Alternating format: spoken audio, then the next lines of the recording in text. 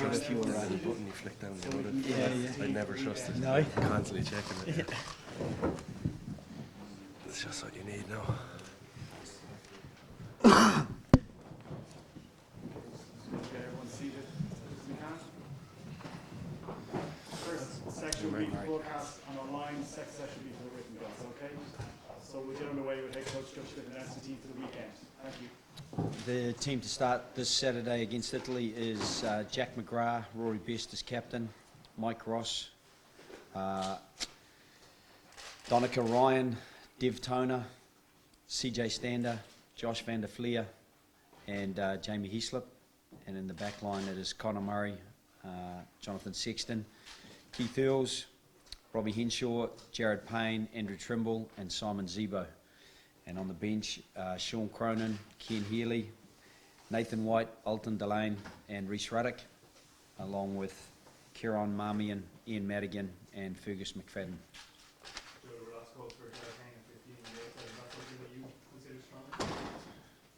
I don't know what calls there were on the outside. Look, we haven't trained with Jared at 15, so it would be a big step for us to suddenly change that. Rob trained on Monday, and Simon has played plenty of fullback for us. I think what we lack with Jared not in the midfield has been pretty evident to us, particularly on the edge with his defensive work. I think he did a fantastic job against France, and so we're looking for him to again control our defensive line in the front line. If we take him out of there, it's it's something else we have to try to find coverage for. So Carney's hamstring injury recurrence is the one you had for the Yeah, I think so. I don't think it's a recurrence, but it is the same hamstring. But it is minor, and we'd be pretty confident that he would be fit to train next week. It's one of those things that's caused him and us a fair bit of frustration. At the same time, it's an opportunity for Simon Zebo. Simon has played some very, very good games for us, both on the wing. He played 4 out of the 5 Six Nations Test matches last year as a left winger, and for him to play at fullback, he played fullback last time we played Italy as well. And did you consider Stuart replacing the bench? Yeah, look, we want to keep investing in Stuart for sure, and we did consider him there. It's just it then means that it has a concertina effect if you make a substitution and you've got to push someone else to another position to accommodate somebody else coming on. We try to, I guess, with the bench, have as little disruption as possible when somebody has to come on as a replacement. So to have people who are slightly versatile on the bench is an advantage. Stu really has only played and trained with us at 12, and so that would mean we'd have to facilitate shifting somebody else elsewhere. Josh van der Fleer continues. You've been surprised and impressed by how seamless he's slot in since he came in? Certainly not surprised. I saw Josh as a very young player coming into Leinster, and he impressed there as a guy who was utterly committed to knowing his role and delivering it as best he could. He's really grown into a very fine player over the last 18 months. I think he's been afforded some fantastic opportunity through Leo Cullen at Leinster, and he's got some great examples to follow there. He's in amongst some loose forwards like Sean O'Brien, Jamie Heaslip, Rhys Ruddock, Geordie Murphy. There are lots of guys who actually challenge him week to week, and at the same time help direct him week to week. I know you said he'll train next week, or you're hoping he will, but have you any concern over the amount of trouble Bob Kearney's had with his hamstring? Yeah, you do. When something's recurrent, you always worry about it a little bit, and then you try to look for solutions. I guess in tournament is not a great time to look for solutions, but it has been something that's lingered. Since the World Cup, even he first came back for Leinster, and he's had that recurring problem. So I guess we're trying a few different solutions, and I guess it's finding the one that works best for him. gaps and wondering what he's got to do to get into the squad at all? No, Paddy and I have had a pretty open dialogue, you know, and that's been over the last 2 years. Paddy spent a lot of time in the squad 2 years ago. Injuries unfortunately scuttled his opportunity when he would have got definitely got chances in Argentina a couple of years ago, and then since then, you know, one of the things is Johnny Sexton hasn't missed a kick at goal. Ian Madigan has a phenomenal strike rate, and that's one of the aspects. Another aspect is Ian's versatility, as opposed to Paddy, who is mostly a 10. I think he's a super young player. I've got a lot of time for Paddy, and I do think that he will grow into a player that will play a number of times. He'll accumulate a number of caps, but when if Johnny is starting and Ian Madigan offers us the versatility, as I said before, you know, if we need to put someone in at 12, you can potentially put Ian there. If you need to put someone in at 15, you can potentially put Ian there.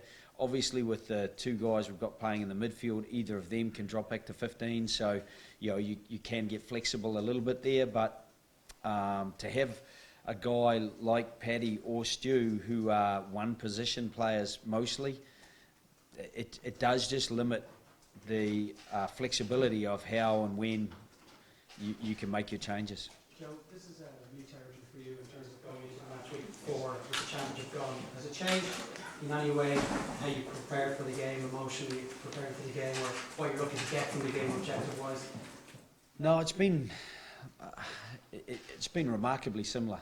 You know, obviously, round 4 in the last 2 years, it's been very different. But you know, I don't think that we're performing that much below what we were in the last 2 years. They are fine margins, and we probably had a bit more experience to nut our way through things. I think our set piece with the people we had right through those periods was a little bit more of a platform that allowed us to be a little bit more secure in what we planned to do.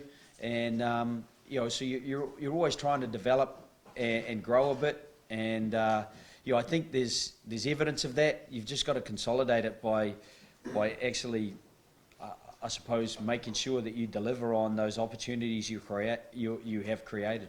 Do you have to change your game plan based on the fact that the set piece isn't quite the same platform, or do you just assume that it's going to work and try and play off it? I think you're always looking to be adaptable. You know, you don't want to completely forget about it and say you're not going to have it, because we've still had some really good set piece platform. The first half against France, it was very good. The first half last week, it was very good. There was all bar one scrum at the end. We had a few line out glitches that you know that probably were frustrating for us in the positions that we lost those line outs and the time of the game that we lost those line outs. But at the same time, a lot of what we've tried to adapt when the ball is in play, it compensated for that to a degree and kept us in the game. So, you know, I think our ability to be adaptable is going to be really important to us, as it always is. Conor, still scoring a bit of a shiner there. Was that a scary moment for you at the end of the Twickenham? Yeah, certainly scary. I think got a bit of a fright when I got up and there's a bit of blood in my eye and I couldn't fully see, but thankfully it was just a cut beside the eye. You know, there's obviously a lot of attention drawn to it, but you know, these things happen in rugby games, and I've seen, you know, guys get pretty bad injuries with their eyes and stuff. So I was properly just happy to accept a cut just beside my eye and be able to be fit for selection this week. You know, it's something that obviously drew a lot of attention, and it's, you know, you got to give the player the benefit of the doubt there. You know, that has happened on our side of the ball a few times as well, and you just let the higher powers deal with that. But you know, I'm fit for selection and happy to be there.